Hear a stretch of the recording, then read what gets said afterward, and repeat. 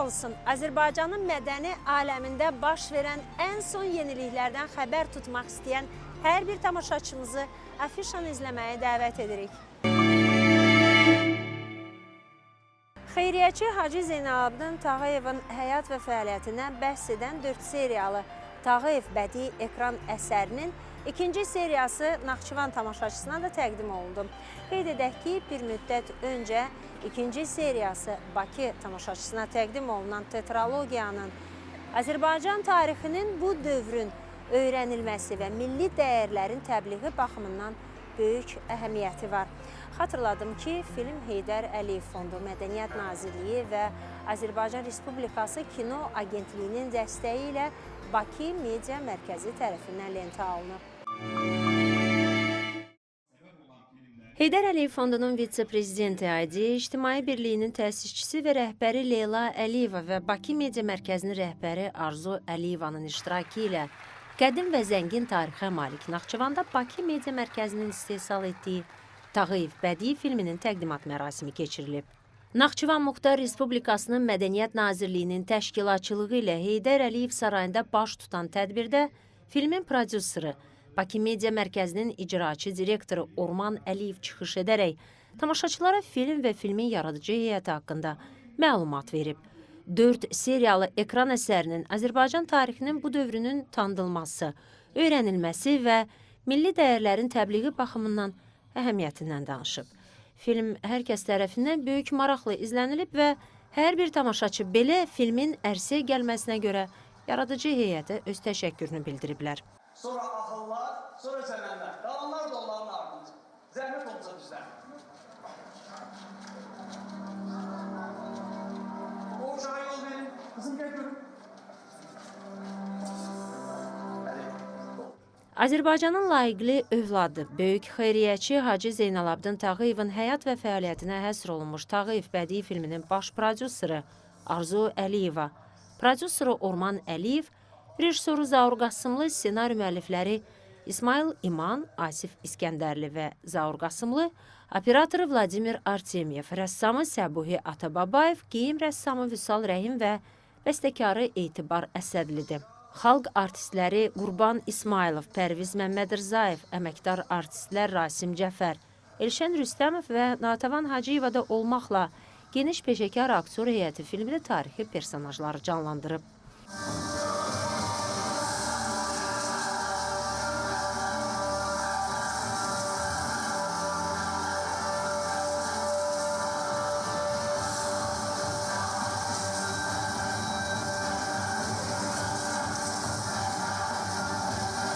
Qeyd edək ki, tetralogiyanın ilk bölümü Tağıyev, Neft məhz böyük xeyriyyəçinin vəfatının 100 illiyində 2024-cü ildə təqdim olunub. Filmin ilk hissəsi ilin əlamətdar mədəniyyət hadisəsinə çevrilib və ölkə kinoteatrlarında yayımlanaraq 70 mindən çox tamaşaçı kütləsi toplaya bilib. Eyni zamanda bədii filmin ilk hissəsi dünyaca məşhur The Hanser Colorist Awards 2024 festivalına qatılaraq keyfiyyətli rəng korreksiyalı tam metrajlı film nominasiyasının qalibi olub. 2025-ci ilin aprel ayında təqdimatı keçirilən Tağıyev Çar filminin ikinci hissəsidir. Ekran əsərində 19-cu əsrin sonu, 20-ci əsrin əvvəlində Bakı və regionda baş verən mühüm tarixi hadisələr işıqlandırılır.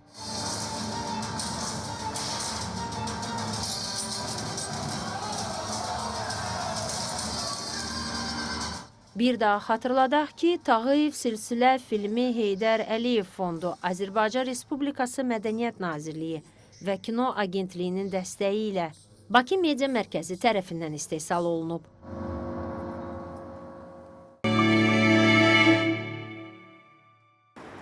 Siz heç dahi Vaqifə məktub yazmaq haqqında düşünmüsünüzmü? Özdə əgər bu məktub sizə nə az nə çox düz 2500 manat qazandıracaqsa. Bəli, Azərbaycan Respublikası Mədəniyyət Nazirliyi tərəfindən Vaqifə məktub esse müsabiqə elan edilir. Əgər məktubu yazacaqsınızsa, siz burada Şuşanın ədəbi irsi və bu şəhərin zəfər tariximizdə əhəmiyyətini təsvir etməlisiniz. Müsabiqənin baş mükafatı isə birinci yer üçün 2500 manat pul nəzərdə tutulub. Ətraflı reportajımızda. Mədəniyyət Nazirliyi Vaqifə məktub esse müsabiqəsini elan edir. Vaqif Poeziya Günləri çərçivəsində keçirilən müsabiqənin təşkilində əsas məqsəd yaradıcı potensialı olan hər bir kəsi müsabiqəyə cəlb etməklə mövzu baxımından yeni əsərlərin yazılmasına stimul verməkdir. Hər müəllif müsabiqəyə yalnız bir əsər təqdim edə bilər. Əsərlər orijinal və daha əvvəl heç yerdə çap olunmamalı və yayımlanmamalıdır. Əsərlər Azərbaycan dilində yazılmalıdır. Həmçinin əsərin üz qabığında, yəni ilk səhifədə müəllif özü haqqında məlumatı, əlaqə vasitəsini qeyd etməlidir. Əsərlər bir şəxs tərəfindən yazılmalıdır. Müştərək iş qəbul olunmur. Müsabiqə şərtlərinə cavab verməyən əsərlər komissiya tərəfindən qəbul edilməyəcək. Müsabiqənin mövzusu Şuşanın ədəbi irsi və zəfər tariximizdə Şuşanın əhəmiyyətidir. Essenin həcmi 1000 sözdən çox olmamalıdır. Komissiya tərəfindən müəyyən edilən qiymətləndirmə meyarlarına uyğun olaraq 3 nəfər qalib seçiləcək. Vaqif Poeziya Günləri çərçivəsində baş tutacaq mükafatlandırma mərasimi zamanı qaliblər diplom və pul mükafatı ilə təltif olunacaqlar. Birinci yer 2500, ikinci yer 1500, üçüncü yer isə 1000 manatdır. Müsabiqəyə esselerin qəbulu 2025-ci ilin mayın 31-də sona çatacaq. İştirakçılar tərəfindən əsərlər ədəbi.müsabiqə@culture.az elektron poçt ünvanına göndərilməlidir. Əlavə məlumat üçün siz 012 147 nömrəsi ilə də əlaqə saxlaya bilərsiniz. Yeri gəlmişkən onu da qeyd edək ki, Mədəniyyət Nazirliyi müsabiqəyə təqdim olunan əsərlərin müəlliflik hüququnu qorumaqla nəşrə hazırlanması və çapını həyata keçirə bilər. Musiqi və İncəsənət məktəblərinin müəllimlərinin attestasiya prosesində attestasiya komissiyası tərəfindən müvafiq olaraq 3 əleyhinə, 2 lehinə səslə qiymətləndirilən təhsil verənlər təlimlərə cəlb olunaraq onlara yenidən şans veriləcək. Belə ki, bu şəxslər müəllimlərin işə qəbulu üzrə test imtahanı üzrə və müsabiqədən keçərək uğurlu nəticələr əldə etməklə onlar yenidən məktəblərdə müəllim işləyə bilərlər. Bakı və Abşeron Xızı regionları üzrə musiqi və incəsənət məktəblərinin fortepiano və musiqi nəzəriyyəsi ixtisasları üzrə keçirilmiş attestasiya nəticələrinə əsasən 100-dən çox şəxs müvafiq ixtisaslar üzrə təlimlərə cəlb olunub. Təlimlər Mədəniyyət Nazirliyinin Mədəniyyət üzrə elmi metodiki və ixtisas artırma mərkəzi tərəfindən təşkil olunub. Attestasiyanın nəticələrinə müvafiq olaraq keçirilən təlim prosesi Vaqif Mustafazadə adına 2 nömrəli uşaq incəsənət, Rəşid Beyputov adına 2 nömrəli 11 illik və Əhməd Bakıxanov adına 6 nömrəli uşaq musiqi məktəblərində 2 ay müddətində həyata keçiriləcək. Təlimlərin ilk günündə sözü gedən mərkəzin direktoru vəzifəsini icra edən Vüqar Hümbətov təlim iştirakçıları ilə görüşərək dərs qrafiki ilə bağlı məlumat verib, onları maraqlandıran sualları cavablandırıb. Sözü gedən təlimlərin əsas məqsədinin təhsil verənlərin nəzəri və praktiki biliklərinin artırılması, onların müasir tədris metodlarına yiyələnməsi, həmçinin peşəkar fəaliyyətlərində daha da səmərəli nəticələr əldə etmələrinə dəstək olduğunu vurğulayıb. Təlim proqramları attestasiya komissiyalarının müəyyən etdiyi təlim ehtiyaclarına əsaslanaraq tərtib edilib. Bu proqramlar fortepiano, musiqi tarixi və nəzəriyyəsi istiqamətləri üzrə iştirakçıların təkmilləşməsi və inkişafına yönəldilib. Təlimlər pedaqoji təcrübəyə malik peşəkar müəllimlər və mütəxəssislər tərəfindən aparılır. Qeyd edək ki, musiqi və incəsənət məktəblərinin müəllimlərinin attestasiya prosesində attestasiya komissiyası tərəfindən müvafiq olaraq 3 əleyhinə, 2 lehinə səslə qiymətləndirilən təhsil verənlər təlimlərə cəlb olunmaqla onlara yenidən şans yaradılacaq. Belə ki, bu şəxslər müəllimlərin işə qəbulu üzrə test imtahanı və müsahibə mərhələsindən uğurlu nəticə əldə etməklə yenidən məktəblərdə işləyə bilərlər. Aprelin 30-u Üzeyir Hacıbəyli adına Bakı Musiqi Akademiyasının böyük zalında Bakı Kamera Orkestrinin, həmçinin Bakı Musiqi Akademiyasının tələbələrinin və Simurq layihəsi gənc musiqiçilərinin konserti keçirilib. Konsert proqramını Heydər Əliyev Fondunun vitse-prezidenti Leyla xanım Əliyeva və Bakı Media Mərkəzinin rəhbəri Arzu xanım Əliyeva da izləyiblər.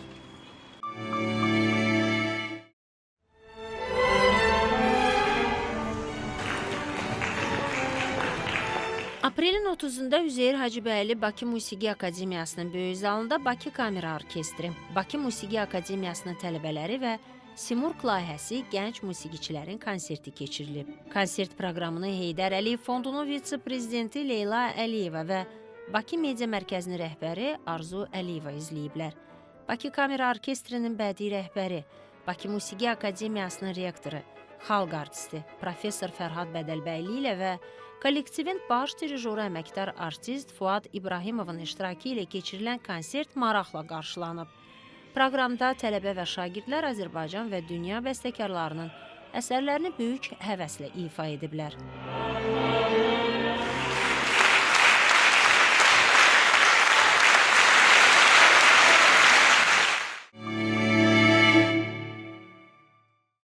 Hər il mayın 5-i Azərbaycanda Xalçaçı günü kimi qeyd olunur.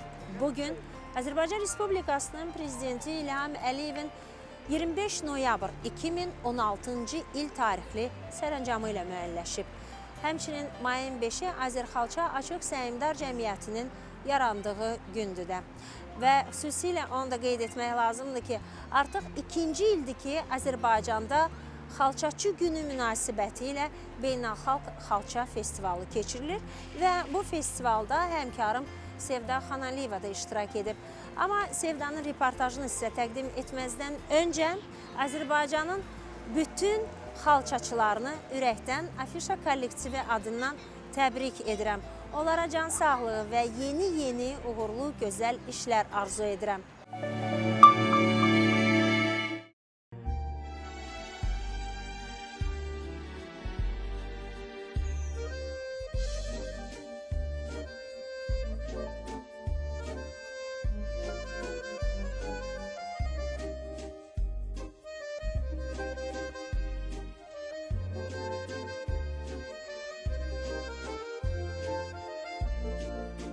Hər düyünündə bir nağıl, hər naxışında bir sir var. Bir dövlətin kimliyi, tarixi, duyğusudur xalça.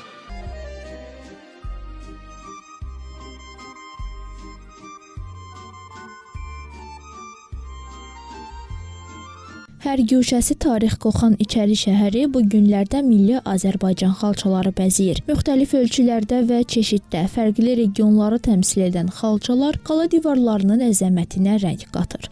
Paytaxtda Milli Xalça Festivalı keçirilir. Festival Azərxalça və İçəri şəhər Dövlət Tarix Memarlıq Qoruğu İdarəsinin təşkilatçılığı, İqtisadiyyat Nazirliyi və İxracın və İnvestisiyaların Təşviqi Agentliyinin dəstəyi ilə baş tutur. Burada ondan çox ölkədən 200-ə yaxın qonaq iştirak edir. Dünyanın müxtəlif ölkələrindən gələn nümayəndələr öz xalçaçılıq ənənələrini təqdim edir. İştirakçı ölkələrin milli pavilyonları fəaliyyət göstərir.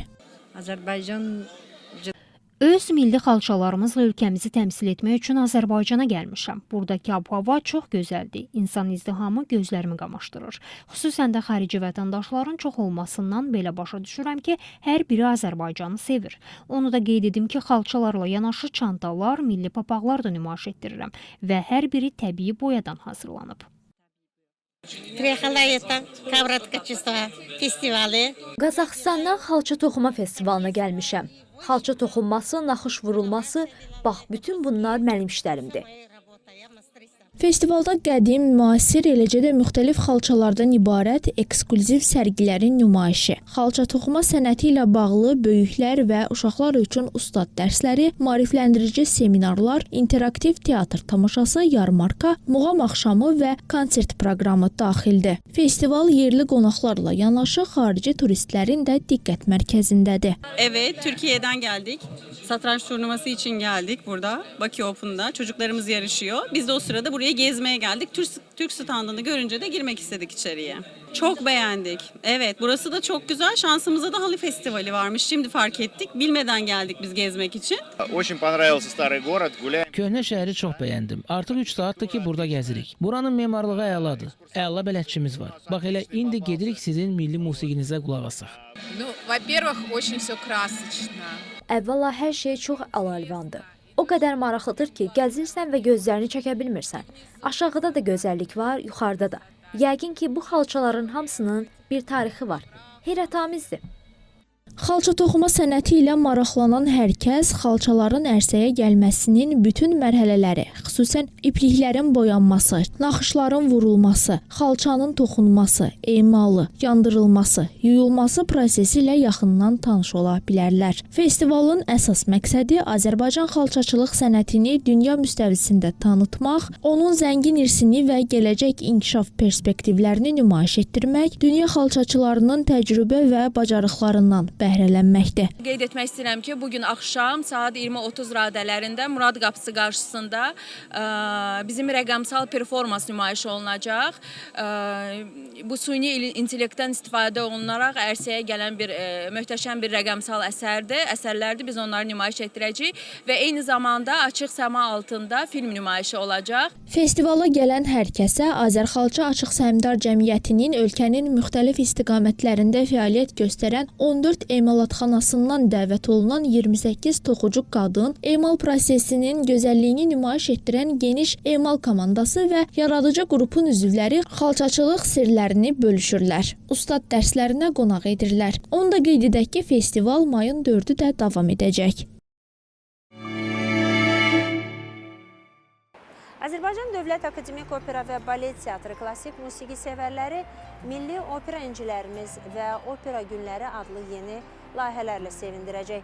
Klassik musiqiyə olan marağın artırılması və eyni zamanda milli opera irsinin təbliği baxımından bu layihələrin həyata keçirilməsi böyük əhəmiyyət daşıyır.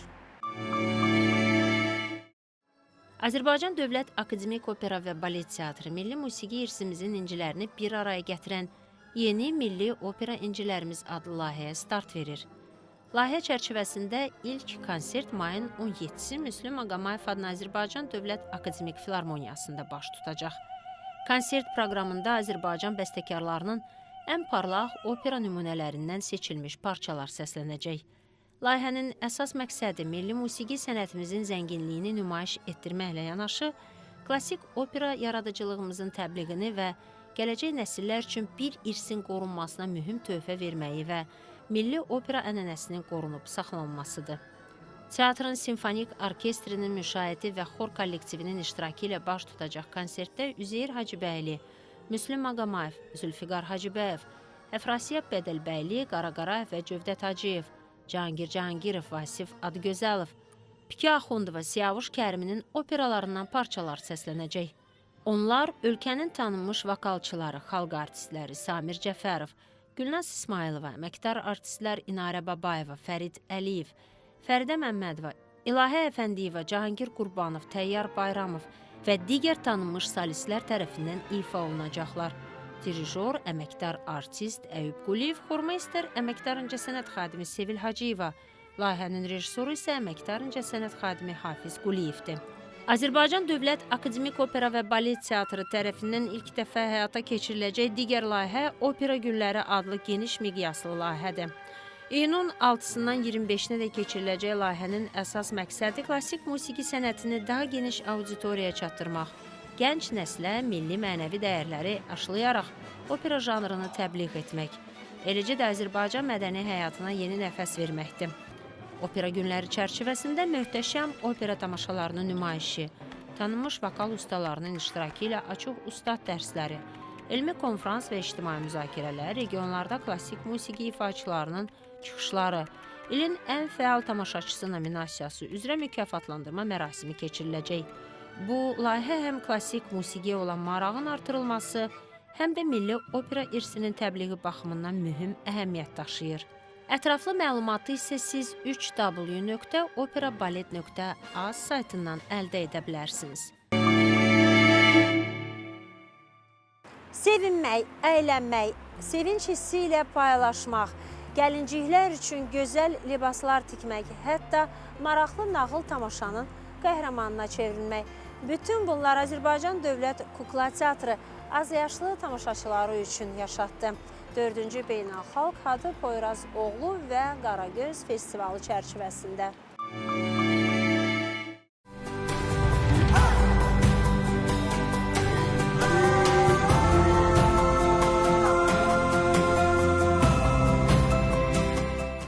4-cü Beynəlxalq Hadi Poyrazoğlu Kukla və Qaragöz festivalı çərçivəsində Ankaradan olan kuklaçılardan ibarət nümayəndə heyəti Bakıya səfər edib. Festival proqramına uyğun olaraq qardaş ölkənin kukla sənətçiləri 2 gün müddətində həm fərqli mövzu, janr və texnikada 2 tamaşa ilə Bakılı teatr sevərlər qarşısında çıxış ediblər. Həm də taxta kukla hazırlanması, yəni ənənəvi Hacivat Qaragözü uşaqlara nümayiş etdiriblər. Beləcə istər tamaşalar, istərsə də emalatxana şəraitində taxta kuklalarla iş azyaşlılara xoş anlar yaşadıb. Tamaşaçılar ilk olaraq aprelin 28-də Azərbaycan Dövlət Kukla Teatrında Qaragözün macəraları adlı tamaşanı izləyiblər. Kukla sənətçisi Türkiyədə öz sayəsində sevilən Seçkin Günəşin Qaragöz pərdəsi arxasından göstərdiyi ifaçılıq məharəti ölkəmizdə də kifayət qədər populyar dostlar. Hacivat ilə Qaragözün yeni hekayətinə əyləncə qataraq balaca tamaşaçılarda xoş ovqat yaradıb. Anşlaqla keçən nümayişin ardınca hər iki ölkənin teatr təmsilçiləri bu kimi ortaq tədbirlərin səhnə, sənət sayəsində davamlı əlaqələrin daha da inkişafına təkan verəcəyini bildiriblər.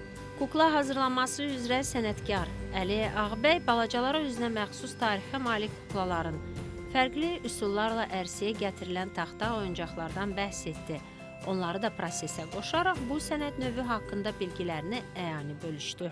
Sonra uşaqlar Bursadan gələn kukla sənətçisi Abdullah Bəyazdaşın müəllif və ifaçısı olduğu Dostum Kukla adlı bir hissəli kukla tamaşasını izlədilər. İpli kuklalardan ibarət musiqili tamaşanın əsas ideyası dostluq, sevgi idi. Bir aktyorun bir neçə kukla ilə göstərdiyi səhnə performansı tamaşaçıların sürəkli alqışları ilə qarşılandı. Qeyd edək ki, Beynəlxalq festivalda Azərbaycan Dövlət Kukla Teatrının kollektivi ilə yanaşı Türkiyə, Özbəkistan və Şimali Kipr Türk Cümhuriyyətinin teatr sənəti ustaları da iştirak edir. Ankarada start götürən sənət bayramı Bakı mərhələsindən sonra Özbəkistanda davam edib, tədbirin bağlanışı isə Şimali Kipr Türk Cümhuriyyətində baş tutacaq.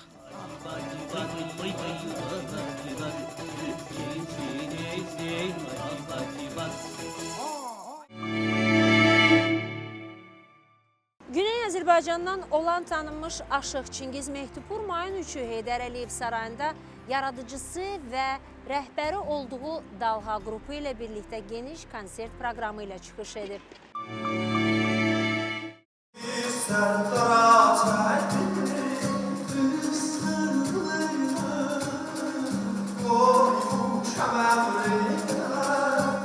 Qərib səs gözəldir qeybdən gələndə, otaydan gələndə, araz güləndə. Aşıqlarımızın saz havalarının gözəl sədası bu dəfə Heydər Əliyev Sarayının səhnəsində duyuldu. Dalğa Aşıqlar qrupunun ifasında təqdim olunan Sahildən Sahilə Könül Körpüsü adlı konsert proqramı zamanı. 2017-ci ildən etibarən bu qrupun artıq Bakıda sayca 5-ci konserti idi.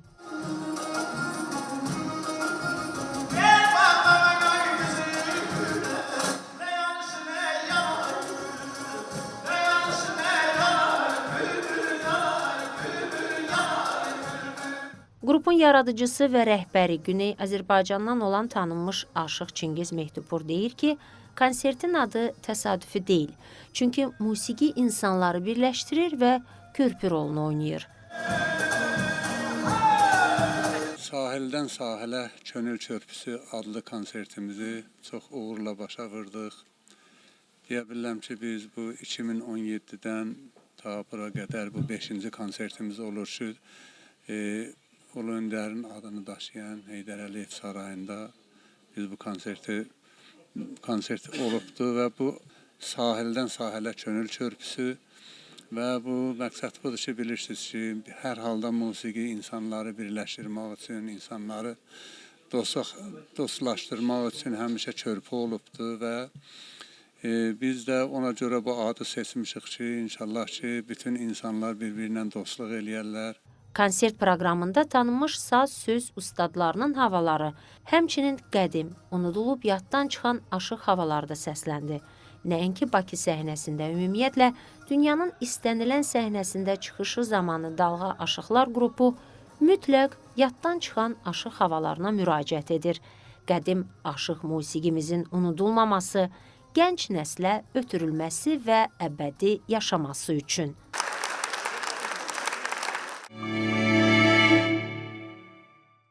Azərbaycanın mədəni aləmində baş verən ən son yeniliklər haqqında məlumatı sizə afişa çatdırdı. Bu həftəlik işimizi yekunlaşdırırıq. Növbəti həftə görüşənədək sağ olun, salamat qalın.